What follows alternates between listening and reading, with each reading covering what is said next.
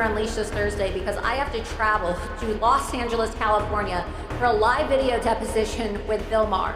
As you know, Bill Maher is a tremendous Trump hater, and he's also a big Laura Loomer hater. And so she may not be officially working for the campaign, but make no mistake, this woman is a racist, and she has access to Donald Trump. And the reason he's got racists around him is because Donald Trump is a racist. Right. Okay, if you are not a racist, you don't surround yourself with them. He was a racist. Maybe Laura Loomer's in an arranged relationship to affect the election because she's very close to Trump. She's 31, looks like his type. Today, a $150 million plus with punitive damage lawsuit against Bill Maher, the so-called political pundit on Home Box Office, who defamed my client, Laura Loomer, accusing her of having an adulterous relationship with Donald Trump.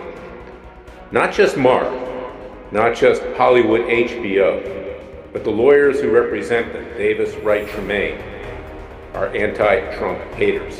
In fact, when we asked for a retraction, the lawyers responded threatening Laura Loomer. This is despicable conduct, it's defamatory conduct, it cannot be permitted in a civilized society, and these Trump haters used Laura Loomer to try to get to President Trump during this election period. It's election interference, but quite apart from that, her reputation has been damaged, she's been put at risk, she's been threatened, and we will not tolerate it.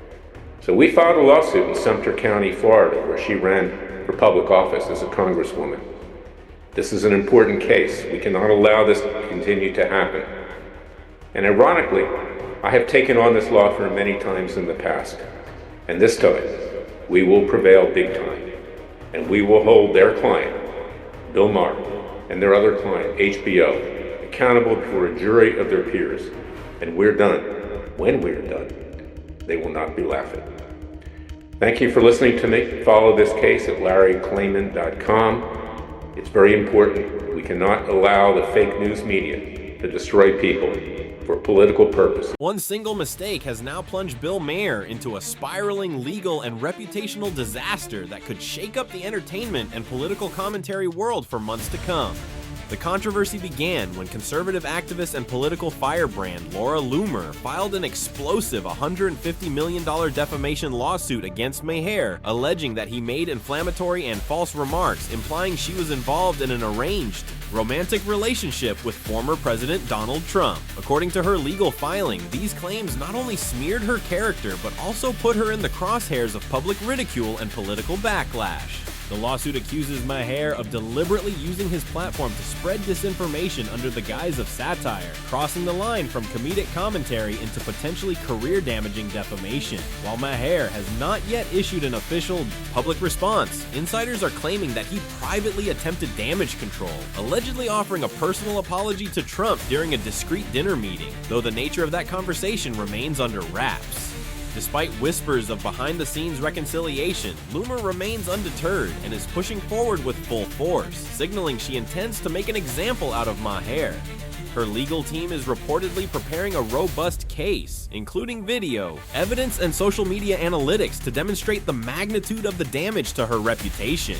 Meanwhile, media outlets are scrambling to secure exclusive details, and social media is ablaze with speculation, memes, and heated debate, with many wondering if this could be the beginning of a larger cultural clash between political commentary and legal accountability. This unfolding drama not only puts Maher in legal jeopardy, but could also spark new debates around free speech, defamation, and the fine line between humor and harm in political discourse.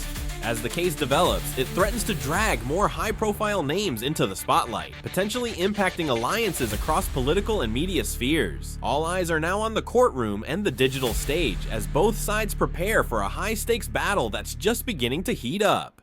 Laura Loomer's in an arranged relationship to affect the election because she's very close to Trump. She's 31, looks like his type. We did an editorial here a few years ago. You're remembering it already.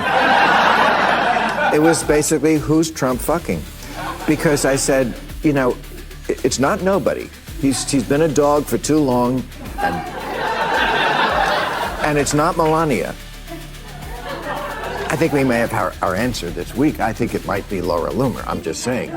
Bill Maher, known for his sharp tongue and unapologetic takes, has always been a polarizing figure in the world of political commentary and satire. But this time, he may have gone too far, even by his own standards. In a recent outburst, Maher released a video that targeted none other than former First Lady Melania Trump, sparking a storm of backlash across the media landscape. While Maher has built a reputation of pushing boundaries and challenging public figures, his latest remarks didn't just ruffle feathers, they ignited a legal firestorm. According to newly surfaced reports, Melania Trump is not only outraged, but is actively preparing to take legal action against Maher for what she deems as defamatory and damaging content. Unlike previous controversies where Maher managed to sidestep repercussions under the umbrella of free speech and satire, this situation is different. He didn't merely make a passing remark or a snide joke. He crafted and published an entire video centered around Melania, allegedly laced with personal attacks, false insinuations, and what her legal team describes as malicious intent. The video, now circulating across platforms, has stirred massive debate online, dividing viewers between defenders of free expression and those demanding accountability for public figures who cross ethical and legal lines. While the First Amendment protects free speech, it does not shield individuals from the consequences of slander, defamation, or character assassination. Melania's legal team is reportedly building a strong case, citing previous legal precedents, and pointing to the lasting reputational damage such content can cause.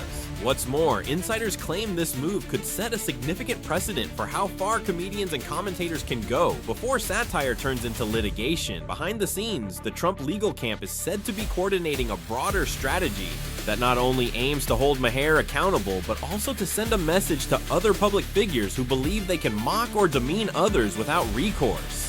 The fallout has been swift. Advertisers are re-evaluating their partnerships with Maher's show. Some public figures who once supported his candor are distancing themselves, and online forums are ablaze with debate over the fine line between bold commentary and outright disrespect.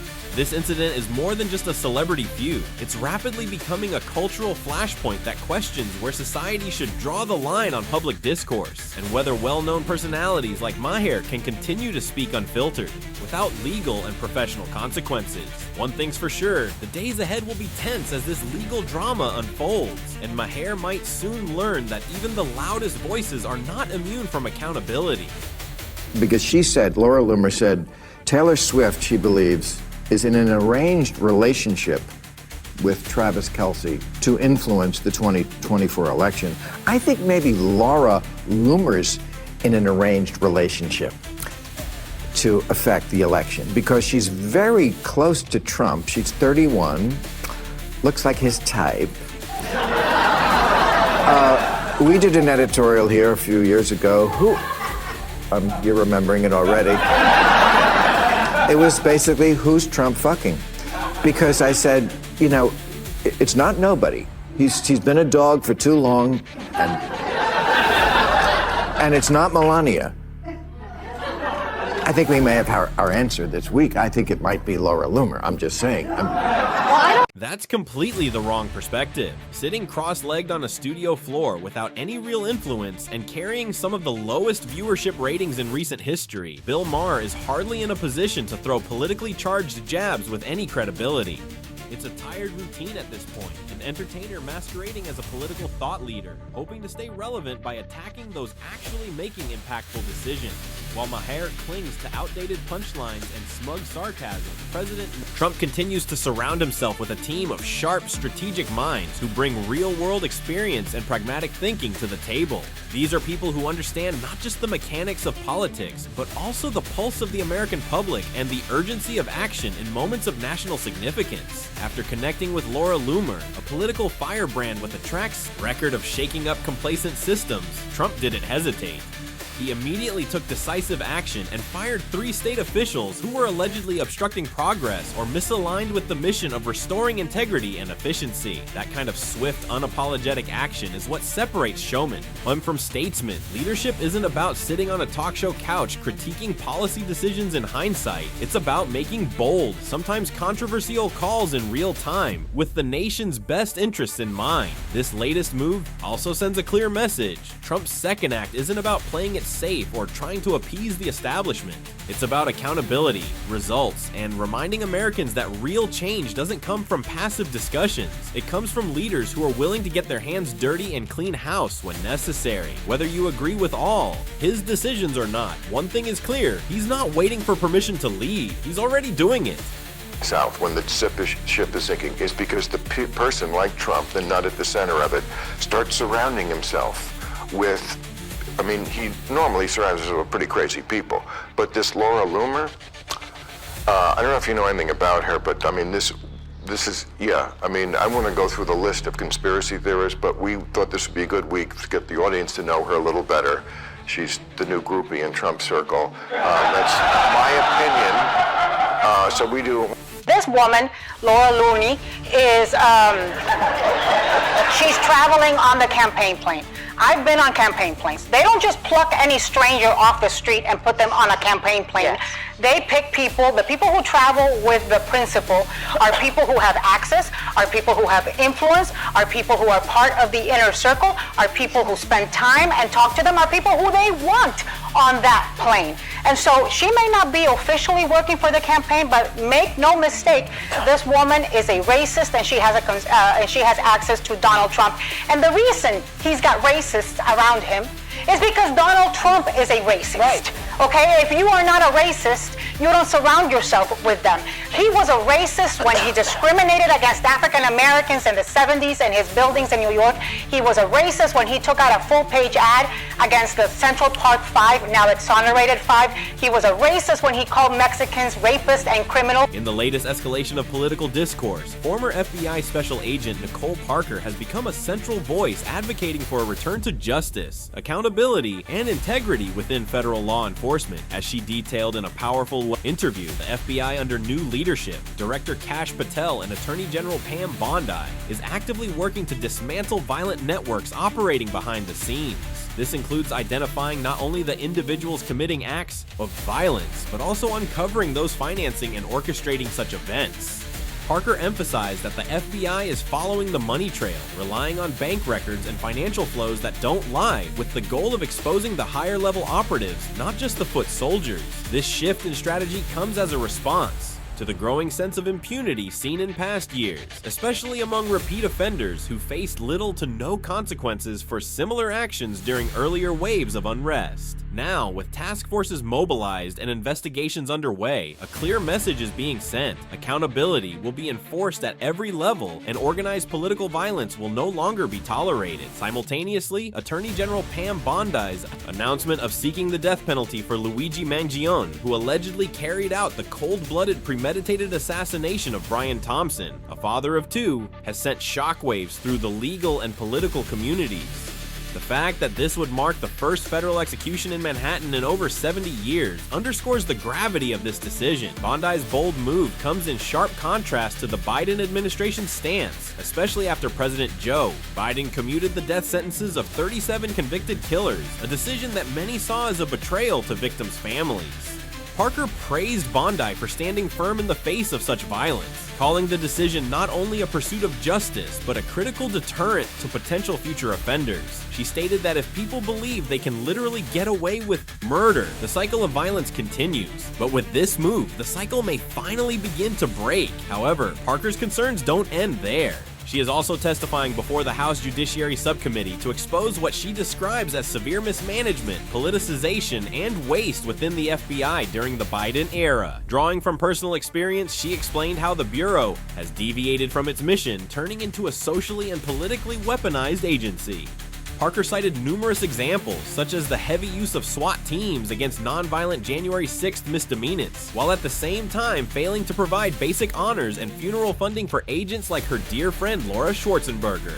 who died in the line of duty protecting children. In a particularly emotional critique, Parker exposed the Bureau's choice to divert funds toward non-mission aligned DEI efforts, while turning to private donors for fallen agents' memorials.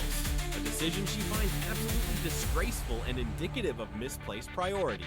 Her message to Congress is not just one of critique, but a desperate plea to restore honor, clarity, and operational focus to an agency that she once proudly served. As the political temperature continues to rise, the cultural battlefield has extended beyond institutions into mainstream media, where conservative voices are being drowned in what many see as recycled outrage.